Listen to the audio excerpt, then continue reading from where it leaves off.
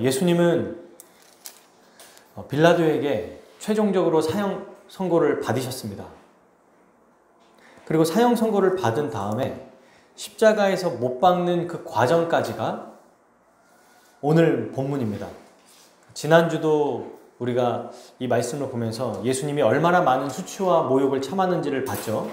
근데 오늘은 그 수치와 모욕이 아주 극한으로 달하는 모습이에요. 십자가에 못 박히는 것까지 오늘 말씀의 내용인데요. 여러분, 이 모습은 로마 황제가 되기 전에 황제로 택함 받은 자가 취임식하는 순서와 동일하게 기록되어 있어요. 예수님의 모습이 왕은 왕인데 어떤 왕이냐? 가장 비참하고 모욕을 당하는 왕으로 즉위식을 열린 겁니다. 그 과정이 지금 담겨 있어요. 이게 로마 황제 그 즉위식, 그러니까 취임식과 즉위식, 등극식, 어떤 말로 표현해도 괜찮아요. 황제가 되기 위해 하는 그 과정이 너무 똑같이 돼 있습니다. 자, 비교해서 한번 생각해 보시죠. 자, 로마 황제 취임식의 순서는 다음과 이렇게 돼 있어요. 근위대라고 해서 약 한 6,000명 정도 되는 군인들이 황제의 집, 관저거든요. 집인데 관저라고 그래요. 엄청 크니까 거기에 모입니다. 그리고 차기 황제로 취임하게 될 사람에게 이 근위대 6,000명이 되는 사람들이 쭉 둘러서서 중앙에 서게 해요. 그리고 이 군인들은 자피터 카피톨리노스, 그러니까 신전이거든요. 이 신전에서 자줏빛 예복을 가지고 와서 차기 황제에게 입힙니다. 그러니까 군인들이 먼저 6,000명 정도 되는 사람들이 모이고 그곳에서 가운데 중앙에 딱 모인 다음에 정중앙에 누가 있어요? 황제가 될 사람이 있는 거예요. 그리고 중앙에 있고 이 중에 이제 근위대 몇 사람이 자줏빛 예복을 그 신전에서 가지고 와요. 그리고 차기 황제에게 입히는데 이 자줏빛 예복은 당시에 염료 중에 가장 비쌌습니다. 그래서 이 자주색 옷을 입혔고요. 이 황제만 혹은 왕족만이 입었던 옷이라고 해요. 그리고 이제 황제에게 입힌 다음에 딱 입으면 어떻게 되냐면 이 모든 군인들이 큰 소리로 함성을 질러요. 그리고 뭐라고 부르냐면 승리자 황제 만세라는 이 외침을 합니다. 그리고 이제 이게 다 끝났죠? 그러면 이제 먼저 옷을 입었잖아요, 황제가. 그 다음에 어떻게 하냐면 신전에 가기까지 이 행진을 하거든요. 거리 행진을 해요. 당연히 중앙에는 황제가 있고 그 황제를 따라서 이 군인들이 이제 발맞춰 걸어가겠죠. 그리고 이제 그 안에 수많은 백성들이나 사람들이 막 거기서 환호하고 외치고 합니다. 그리고 이제 그 뒤따라 가는데 황제 뒤에는 누가 있냐면 동물이 있어요. 황소 한 마리가 희생제물로 기념하기 위해서, 황제가 된 기념하기 위해서 끌려갑니다. 그리고 황제 옆에는 이 도끼를 든 노예가 이제 죽이려고 같이 죽이기 위해서 마련된 사람이 같이 가는 거죠. 지금 그런 모양이에요. 근데 어디로 가냐면 로마에서 가장 높은 언덕으로 올라가요. 이곳이 바로 주피터 신전입니다. 신전. 거기에 딱 들어간 다음에 올라가면 신전의 제단에서 이 노예가 모략이 섞인 포도주 잔을 줘요. 황제에게.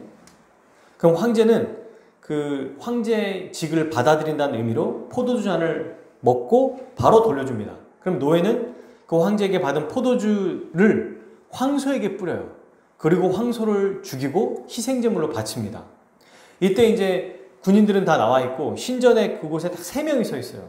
가운데는 황제, 오른편에는 로마의 2인자, 왼편에는 3인자가 함께 서서 신전에 들어가요. 이때 신전에 들어가서 나올 때 군인들과 백성들이 그 앞에, 신전 앞에 모여서 환호를 외치고 아주 그때 멋지게 그 영광스러운 이 얘기를 하는 거죠. 이렇게 이 황제의 즉위식이 거행되는 거예요. 근데 너무 똑같습니다. 예수님이 십자가에 못 박히는 이 사건이 너무 똑같아요. 그러니까 이따 자세히 살펴보겠지만 간략하게 먼저 보면 오늘 본문에서 빌라도가 누구에게 넘겨줍니까? 여러분? 누구에게 넘겨줘요? 오늘 16절 군인들에게 넘겨주죠. 로마 황제도 군인들에게 먼저 쌓여 있잖아요. 근데 예수님도 군인들이 있는 사이로 끌고 가거든요. 군인들이. 근데 이 곳은 어디냐면 브라이도리온이라는 곳. 여기는 총독, 그러니까 빌라도의 집이에요. 관저라는 곳인데 빌라도를 경호하는 이 훈련된 군인들이 있는 곳이고 그들이 살아가는 곳입니다. 여기가. 그러니까 여기를 데리고 옵니다. 빌라도에게 자, 이 예수를 데리고 가라고 이제 명령받은 군인들이 아주 정예부대가 있는 곳에 데리고 가는 거예요. 그리고 거기서 데리고 가서 어떻게 합니까? 오늘 16절에 보면 온 군대를 모여요. 거기에 있는 모든 살고 있는 정예부대 군인들을 다 불러 모은다는 거예요. 그리고 그 군인들이 어떻게 합니까? 학대를 해요. 여기서 원래 황제들은 어떻게 합니까? 환호하고 뭐 외치고 기뻐하는데 예수님에게는 학대하는 거죠. 환호가 아닌 전체로 모욕을 주고 또 학대하는 거예요. 보시면 이렇게 돼 있어요. 여기에 채찍질을 하고 그 다음에 이 군인들이 많은 군인들이 와서 온 군대라고 하니까 보통 한 군대를 600명 정도로 하거든요. 근데 이 관저는 손님만 한 100명 정도 잘 수 있었대요. 그러니까 진짜 많죠. 크고 진짜 큰 곳이에요. 이곳에 있는 군인들이 몇백 명은 됐을 겁니다. 그리고 그 군인들이 와서 예수님께 어떻게 했냐면 지금 황제에게 가이사에게 하는 행동과 똑같이 행하고 있어요. 17절. 예수에게 자색옷을 입혀요. 이 자색옷은 여러분 황제가 입는 것처럼 아주 고급스러운 옷이 아니고 우리가 보통 이렇게 카페트로 까는 거 있죠. 걸어가는 그런 거 혹은 망토 같은 아주 정말 지저분하고 별로 좋지 않은 것들을 먼저 씌웁니다. 그리고 어떻게 하냐면 관을 엮는데 이걸 뭘로 엮냐면 가시가 있는 줄기를 가지고 동그랗게 관으로 만들어요. 그러니까 가시가 있겠죠, 당연히. 그러니까 그거를 머리에 딱 씌우면 어떻게 됩니까? 두피와 이마에 피가 날 수밖에 없어요. 찔리니까. 그러니까 역시 조롱과 모욕이 섞여 있는 지금 이 가시관을 만들었어요. 그걸 씌운 다음에 어떻게 해요? 18절. 경례합니다. 왕에게 행한, 황제에게 행한 거랑 똑같이 흉내를 내요. 근데 이거는 진짜 왕으로 인정하는 경례입니까? 아니죠. 희롱하고 조롱하는 모습이거든요. 그러면서 뭐라고 합니까? 유대인의 왕이여 평안할지어다. 이건 아까 말한 것처럼 승리자 황제 만세라고 외치는 거랑 똑같은 얘기예요. 이거는 예수님에 대한 조롱도 있지만 유대인의 왕이여 이 말은 유대인도 함께 포함된 조롱입니다. 로마 군인들이. 그리고 여러분 이렇게 군인들에게 환호를 받고 이 자색옷을 입은 황제는 신전으로 올라가잖아요. 가장 높은 곳에. 예수님은 그 거리 행진을 하는데 어떻게 하냐면 십자가 처형을 당하기 위해서 영광스럽게 가는 게 아니고 자기가 짊어져야 될 이 비참한 모습으로 십자가를 메고 자기가 걸어가요. 그리고 사람들은 환호하는 게 아니고 두 가지를 비교해 생각해 보세요. 침뱉고 모욕하고 욕해요. 그런데 희생제물이 없습니다. 왜? 이 예수님 자신이 희생제물이거든요. 그리고 골고다 언덕이 한 20m 정도 된다고 해요. 거기에 올라가서 몰약을 탄 포도주를 주는데 왜 몰약을 탄 포도주를 보통 십자가에 매달리기 전에 주냐면 이게 마취의 효과가 약간 있다고 해요. 이걸 먹으면 조금 진통제처럼 그 순간이라도 고통을 덜 느끼게 한답니다. 그리고 몰약 탄 포도주도 줬죠. 그리고 처형당할 때 어때요? 신전에서 로마 황제 양옆에는 2인자와 3인자가 있었는데 예수님 옆에는 오른쪽과 왼쪽에 강도가 한 명씩 있었죠. 그리고 이게 십자가에 딱 매달렸을 때 황제가 즉위식으로 딱 나왔을 때 모든 백성들이 환호하고 꽃도 던지고 막 난리가 나는데 예수님 십자가에 매달렸을 때는 모든 사람들이 외쳐서 예수님을 욕하고 모욕했습니다. 로마 황제와 아주 똑같은 모습으로 즉위식을 여신 거예요. 이걸 여러분 역설적 즉위식이라고 하거든요.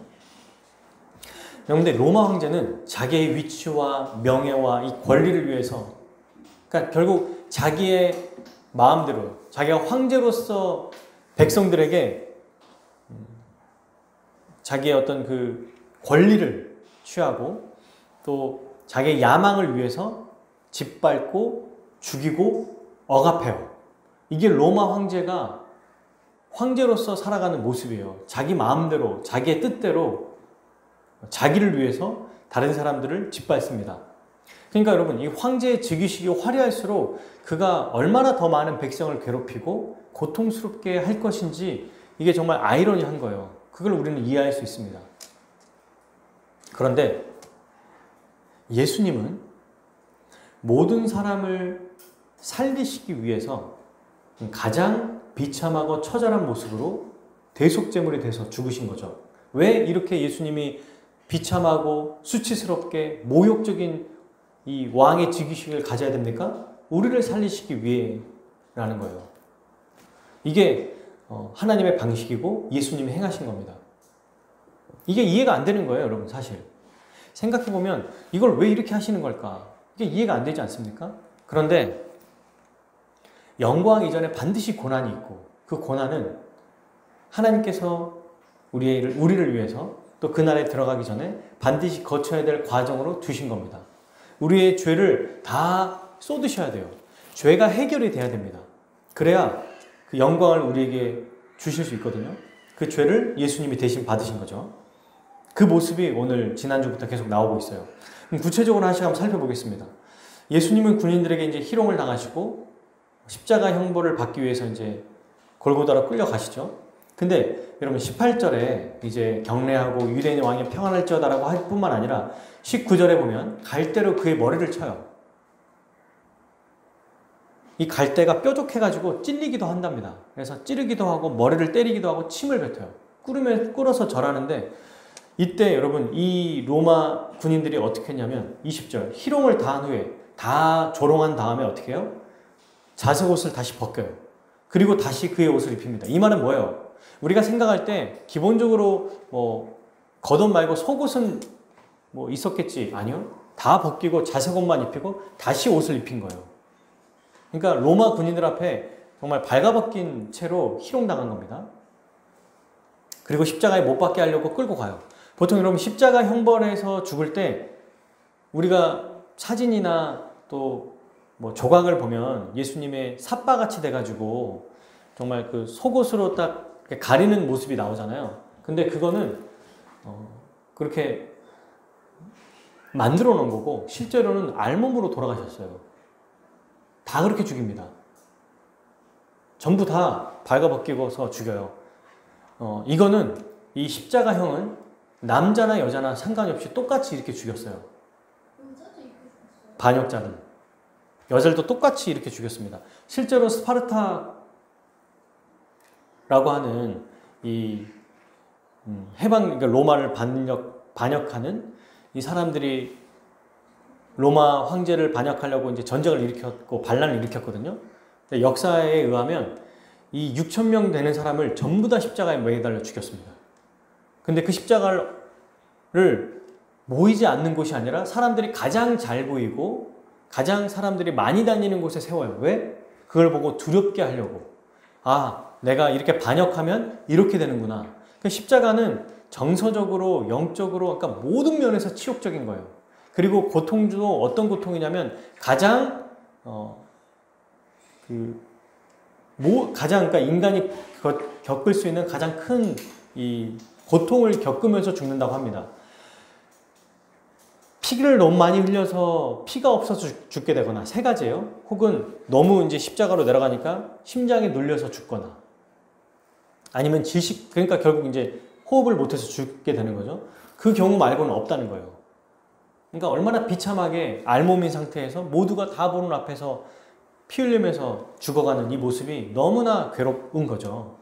그러니 여러분, 당시만 해도 십자가에서 죽으신 예수님 이후에도 제자들 외에는 십자가에 대한 얘기를 딱 전할 때 뭐라고 말합니까? 유대인에게는 걸리는 것이고 이방인에게는 미련한 것이라고 얘기했어요. 사도 바울이. 바울의 입장이 이해가 됩니다. 그 정말 말도 안 되는 이 비참하고 저주스러운 십자가 죽음을 죽은 그분이 하나님이 보내신 메시아, 하나님의 아들이라고 이게 안 믿겨지는 거예요. 왜요? 너무 잔인하고 이거는 실패자 중에 실패자거든요. 그래서 바울 또한 믿지 않았지만 예수님께서 바울을 만나주시고 그리고 그 십자가에서 죽으신 분이 바로 하나님이 세우신 분이라는 것을 알았죠. 베드로도 사도행전의 그 설교에서 너희가 십자가에 못 박힌 그 예수를 하나님이 주와 그리스도 되게 하셨느니라 라고 하셨습니다. 그러자 유대인들도 그때까지만 해도 안 믿는 거예요. 근데 그 하나님이 보내신 메시아가 십자가에 죽었던 그 예수라고? 그러니 어떻습니까? 자기들이 죽였잖아요. 자기들이 못 박으라고 그랬잖아요. 그러니 나오는 반응이 뭐예요? 그러면 우리가 어찌할꼬? 우리 어떻게 해야 됩니까? 우리 큰일 났다 라는 반응이 나올 수밖에 없는 겁니다. 그래서 이제 회개하고 또 예수를 믿으라고 얘기하죠. 여러분, 이 십자가를 우리가 이제 생각하면은 여러 가지가 있는데 오늘 마가는 방금 우리가 본 것처럼 십자가의 어떤 육체적인 고통을 제가 이야기했지 않습니까? 구체적으로 말하지도 않았어요, 지금.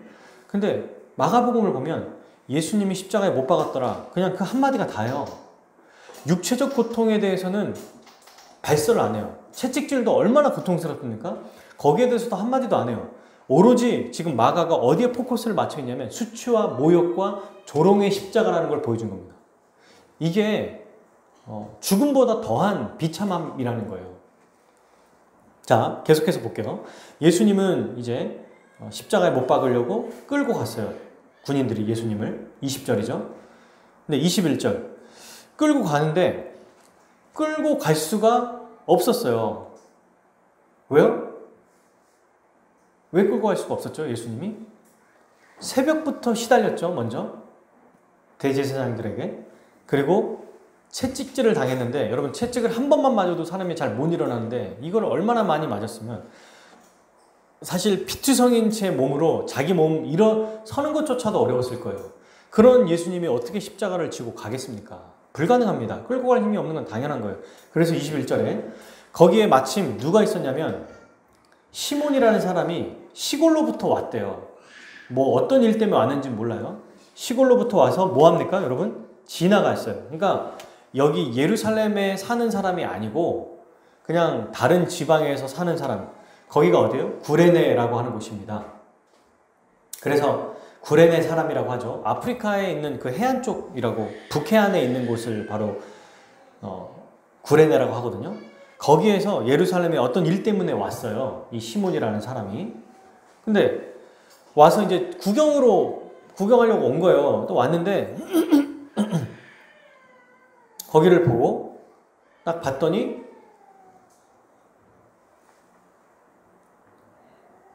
거기를 또 봤더니 예수님이라는 사람이 십자가에 그 짐을 지고 끌고 가고 있는 겁니다. 못 가고 이제 계속 넘어지고 쓰러지고 하니까 이제 예수님에게 짊어진 그 십자가를 시몬에게 준 거죠. 그래서 억지로 같이 가게 했어요. 십자가 골고다 언덕까지. 그러니까 예수님은 그냥 같이 가는 거고 시몬이라는 사람이 그 거리 행렬부터 골고다까지 데리고 간 겁니다. 근데 여기서 여러분 시몬이라고만 하면 되는데 알렉산더와 루포의 아버지라는 설명이 나오죠. 약간 특이하지 않습니까? 그냥 시몬이 혹은 어떤 사람이 이러면 되는데 이걸 굳이 설명해요.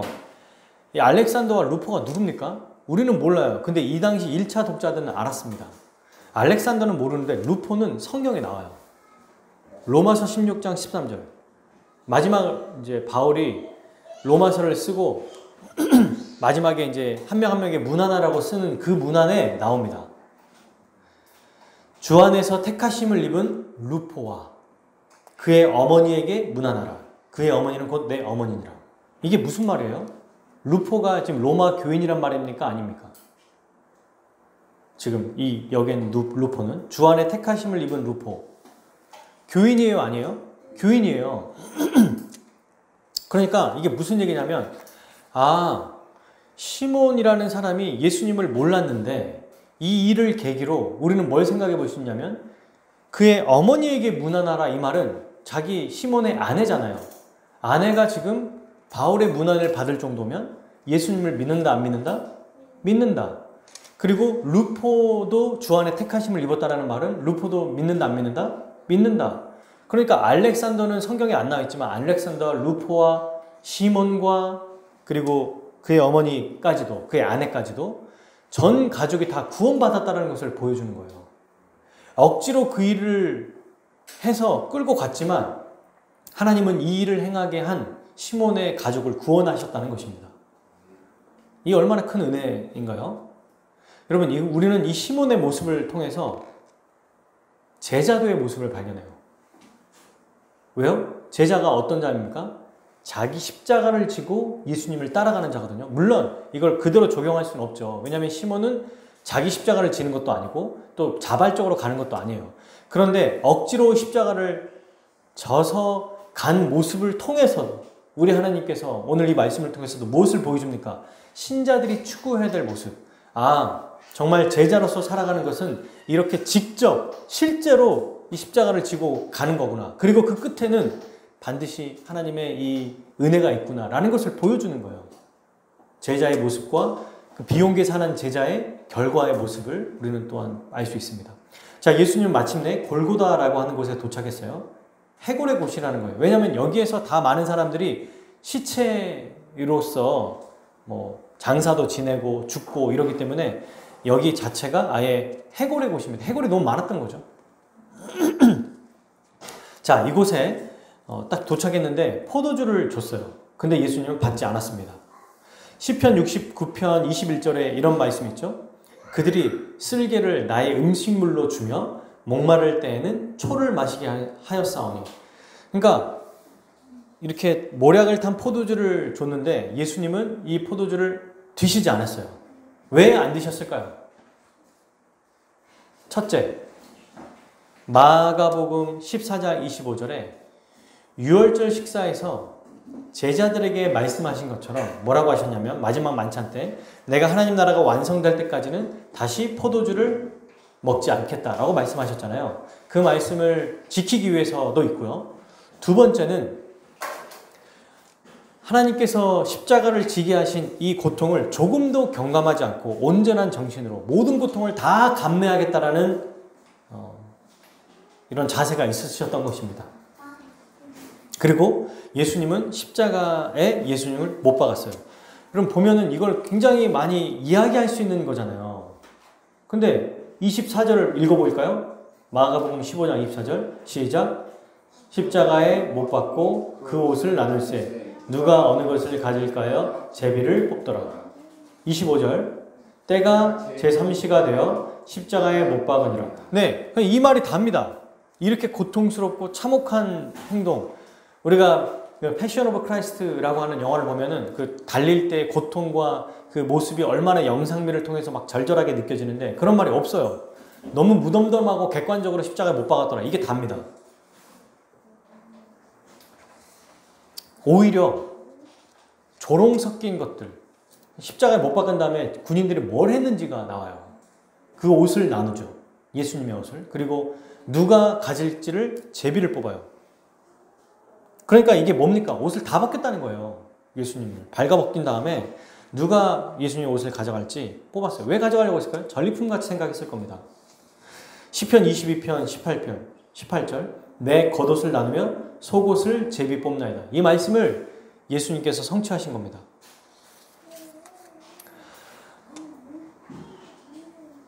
예수님의 십자가 죽음은 이렇게 조롱 그 자체였어요. 이사야 50장 6절 나를 때리는 자들에게 내 등을 맡기며 나의 수염을 뽑는 자들에게 나의 뺨을 맡기며 모욕과 침뱉음을 당하여도 내 얼굴을 가리지 아니하였느니라. 예수님은 지금 이사야 말씀을 성취하실 뿐만 아니라 구약에 있는 모든 말씀을 성취하셨습니다.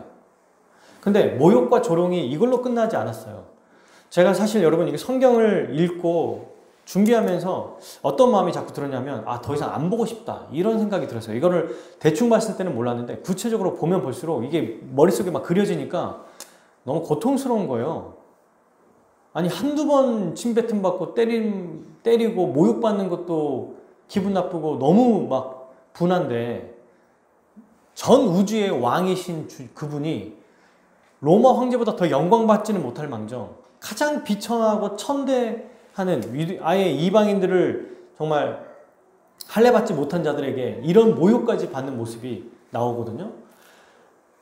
이미 총독의 관저에서 그런 모습을 당했다면 그걸로 좋게 해야 되잖아요. 십자가에 못 박았으면 끝내야 되잖아요. 그걸로. 이제는 끝냈으니, 이제는 못 박았으니까.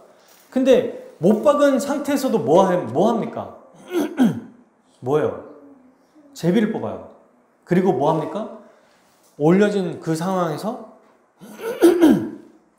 죄패에다가 머리 위에다가 올라가서 거기에 뭐 속옷이라도 입혀주거나 아니면 예수님 피 흘린 걸 닦아주는 게 아니고 명패를 달아주는데, 보통 십자가에서 죽을 때 죄인들에게 죄 명목을 써주거든요. 죄인, 반역, 살인, 반역 뭐 이런 걸 써놔요. 이 사람이 어떤 죄로 지금 이렇게 십자가에 매달렸는지.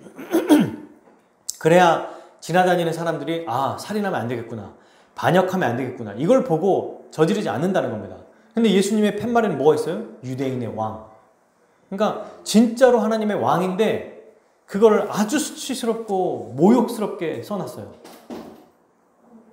그리고 이걸로 끝이 아니죠. 그 양 옆에 누가 달려있냐면 강도가 달려있어요. 이 죄인들이 달려있는데 어떻게 하냐면 사람들이, 끝이 아니죠. 지나가는 사람들이 머리를 흔들며 29절 30절 흔들며 욕하면서 소리를 칩니다. 야, 네가 예수냐? 네가 성전을 헐고 3일 만에 짓는다고 하는 놈이냐? 그러면서 뭐라 그래요? 네가 네 자신이나 구원하고 십자가에서 내려와라. 30절에 그 말이에요. 같이 읽어볼까요? 내가 너를 구원하여 십자가에서 내려오라 하고. 그러니까 네나 지금 구원해라. 네가 뭘 구원하겠다고 지금 이렇게 난리를 치고 있느냐라고 말해요. 지나가는 사람이. 그리고 그와 똑같이 31절 대제사장들과 서기관들이 함께 희롱하며 서로 말합니다. 그가 남은 구원하였으되 자기는 구원할 수 없도다. 그러면서 똑같이 얘기하죠. 이스라엘 왕 그리스도가 지금 십자가에서 내려와 우리가 보고 믿게 할지어다 하며 십자가에 못 박힌 자들도 예수를 욕하더라. 예수님의 편은 한 명도 없습니다. 그러니까 처음부터 끝까지 모욕과 수치와 멸시, 천대. 그러니까 저는 사실 이렇게까지, 이런 정도까지인지는 몰랐어요. 우리가 어디에 보통 집중합니까? 십자가의 고통에 집중하잖아요. 하나님께 버림받음. 근데 그렇죠. 버림받은 게 가장 큰 건데 그 직전까지 배신 정도만이 아니에요. 점점점 강도가 세죠.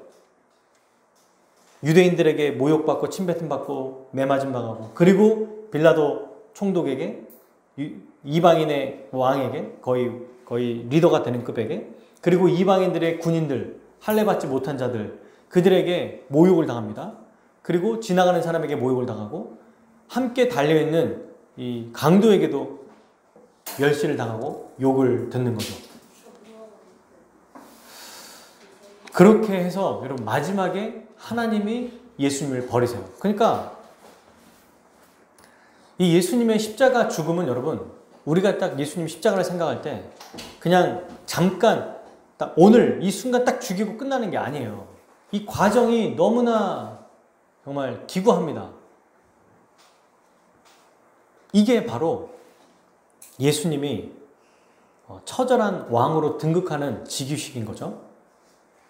모두에게 버림받았다는 것을 아주 분명하게 나타내요. 보여줘요. 여러분 참 아이러니한 거는 예수님이 여러분 황제가 가장 멋지고 영광스러울 때가 언제예요? 즉위식 할 때예요. 그죠? 그때 제일 멋있고 가장 빛나잖아요. 근데 예수님은 왕으로 등극하는 이때가 인생에서 가장 비참한 때입니다. 이 모습은요, 예수님의 탄생으로 이미 우리는 알 수 있었어요. 어떻게 태어나셨어요, 예수님이? 가장 낮은 자로, 말구유에서, 집도 없고 또 놓일 곳도 없는 곳에서, 거기서 태어나셨고, 그리고 평범하게 살다가 가족들에게 배신당하고, 가족들은 예수님을 인정하지 않았죠. 또 동고동락했던 제자들에게 배신당하고, 무고하게 잡혀서 수치와 모욕을 겪고 십자가에서 벗은 몸으로 모두에게 모욕받으며 죽으셨어요. 이거를 만약에 믿지 않는 사람들이 보면 이보다 더 비참하고 불행한 사람이 없어요. 대체 이게 뭡니까? 이 한 사람의 인생이. 이게 대체 뭐죠? 우리는 이걸 생각해 봐야 돼요. 도대체 왜 예수님이 이렇게까지 하셔야 된다? 하나님은 왜 이렇게까지 예수님을 조롱과 멸시와 비참한 죽음으로 내모르셔야 되는가? 바로 이 비참하고 모욕적인 취임식이어야만, 이 비참하셔야만 우리에게 생명을 주실 수 있기 때문이에요. 이거는 이사야 53장 5절의 말씀을 성취한 것입니다. 그가 찔림은 우리의 허물 때문이요, 그가 상함은 우리의 죄악 때문이라. 그가 징계를 받음으로, 그러니까 예수님이 모욕당하고 침뱉음을 더 받을수록 우리가 평안을 누리는 거예요. 그가 채찍에 맞을수록 상처가 나고 피투성이가 나고 막 온몸에 고통이 더해질수록, 사람들에게 모욕이 더해질수록 우리는 나음을 받는 겁니다.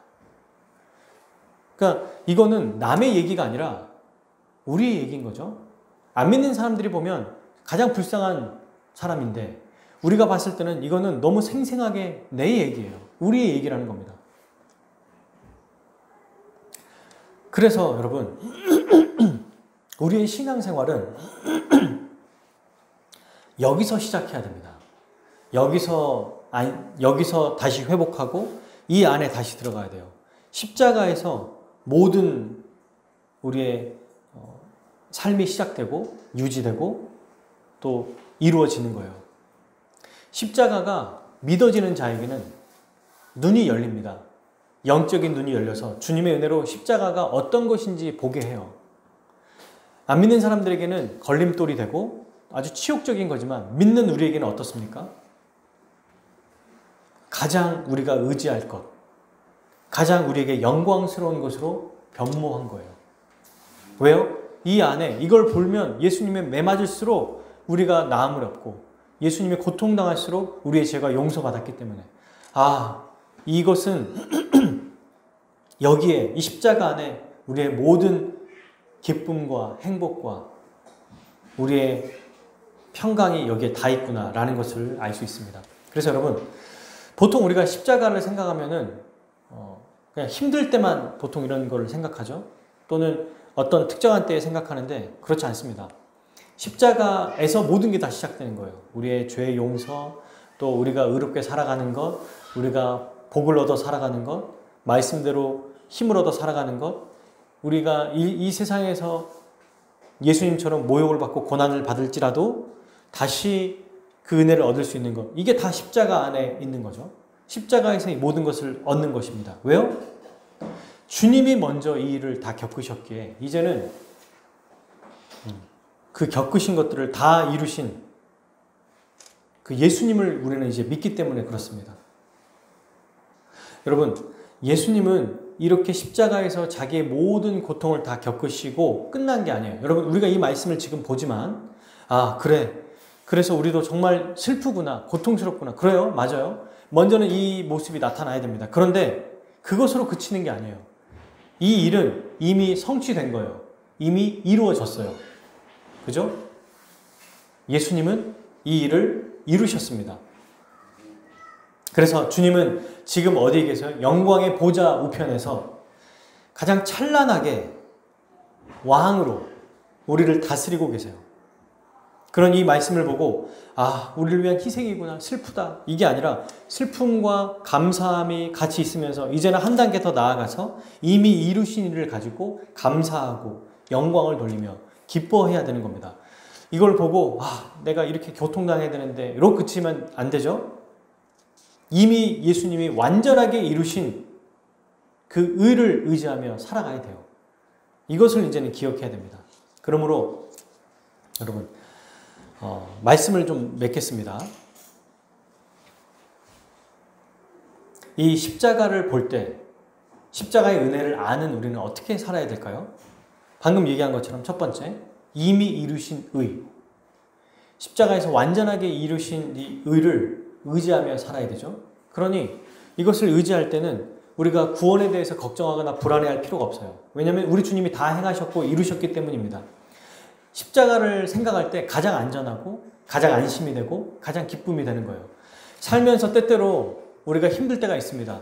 고통스러울 때가 있어요. 십자가의 길을 가게 되면 마땅히 당연히 이런 일이 나타날 수밖에 없어요. 그런데 그럴 때도 이 세상에 눈에 잡히는 것을 붙잡는 것이 아니고 십자가의 은혜를 아는 자는 영적인 눈이 열려서 무엇을 붙잡아요? 또 십자가를 붙잡아요. 십자가에서 회복되고 또 그 안에서 다시 하나님의 새로운 피조물로 살아갑니다.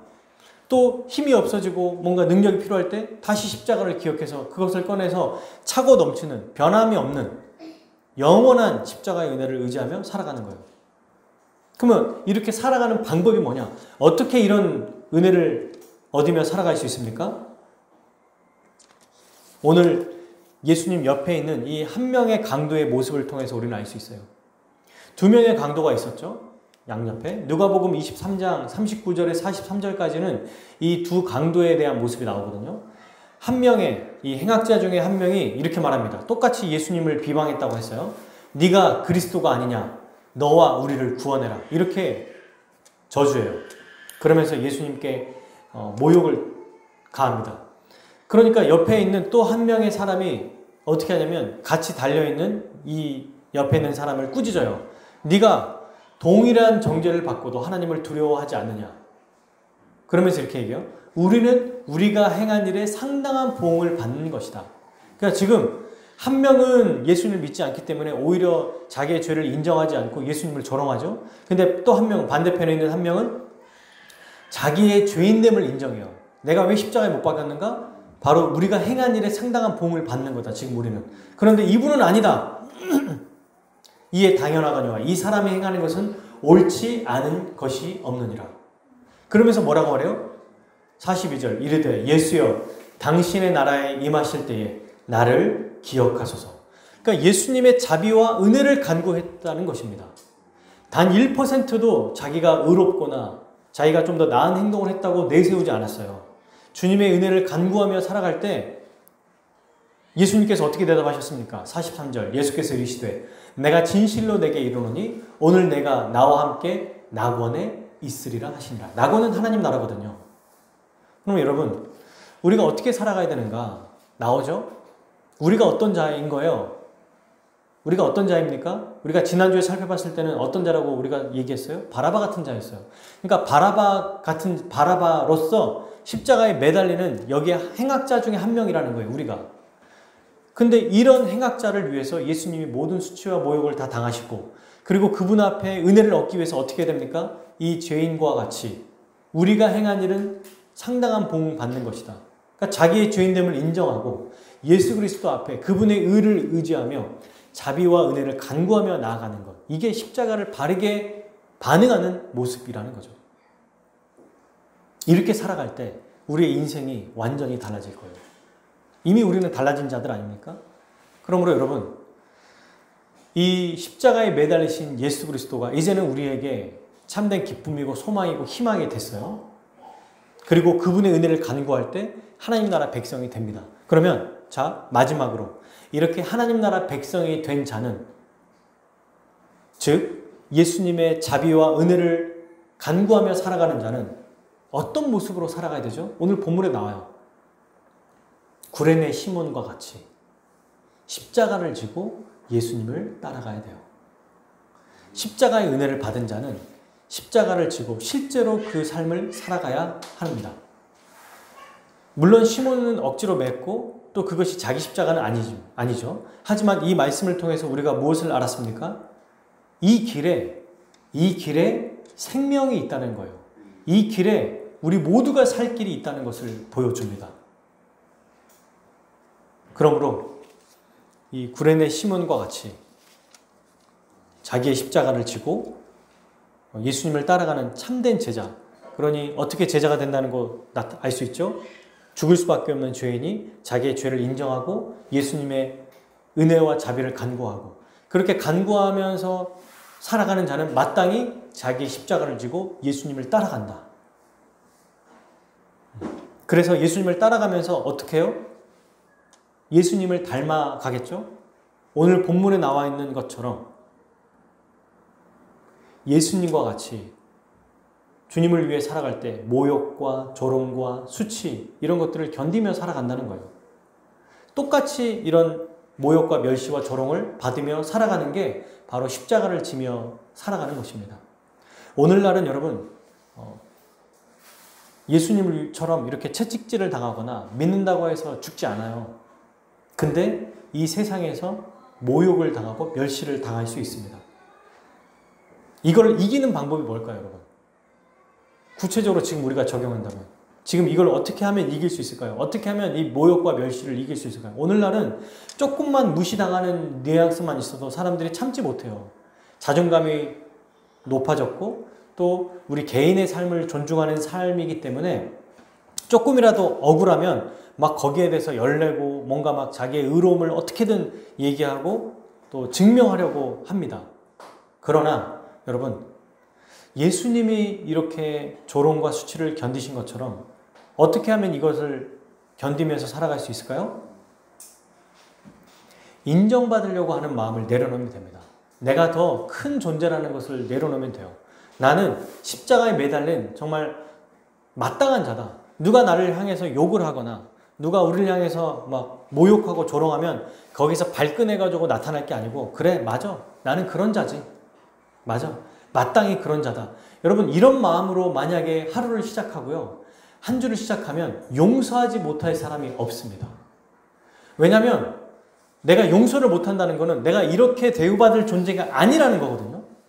근데 이 수치와 멸시를 받을 때 이것을 당연하게 여긴다면 남들이 나에게 어떤 일을 행할지라도 그것을 담담하게 받으며 살아가는 거예요. 맞아.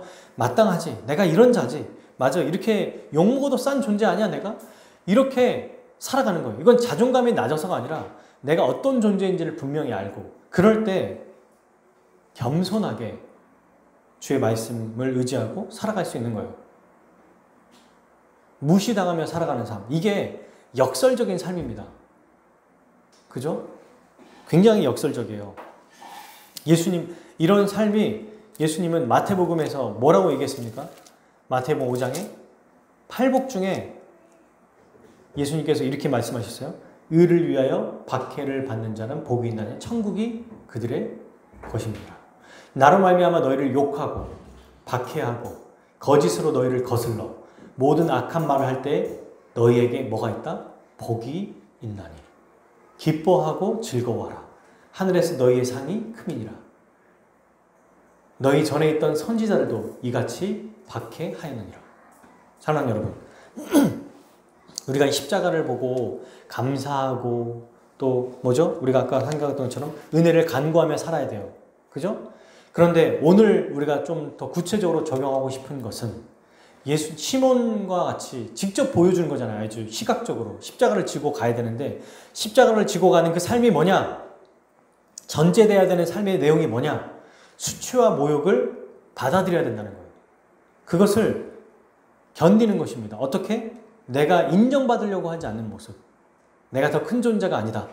내가 욕먹어도 싸다라고 하는 것. 왜? 이것은 예수님이 먼저 받으셨고 또한 믿는 모든 신자에게 마땅히 겪는 일들이기 때문입니다. 그럴 때 이게 있어야 실제로 교회로서도 서로 사랑하며 살아갈 수 있고요. 다른 사람과의 관계에서도 다른 사람을 섬기며 살아갈 수 있습니다. 생각해보면 우리가 이전에 서로 사랑합시다, 서로 섬깁시다 라는 얘기를 많이 했죠. 근데 기본적으로 이 자세, 겸손한 자세, 자기를 낮추는 자세가 없다면 남이 나를 어떻게 대하는 거에 대해서 반응하고 거기에 대해서 용서하지 못하고 그러니 사랑하지 못하는 거예요. 나는 이 정도 대우를 받을 사람이 아니야 라고 하는 순간 수치와 모욕이 뭡니까?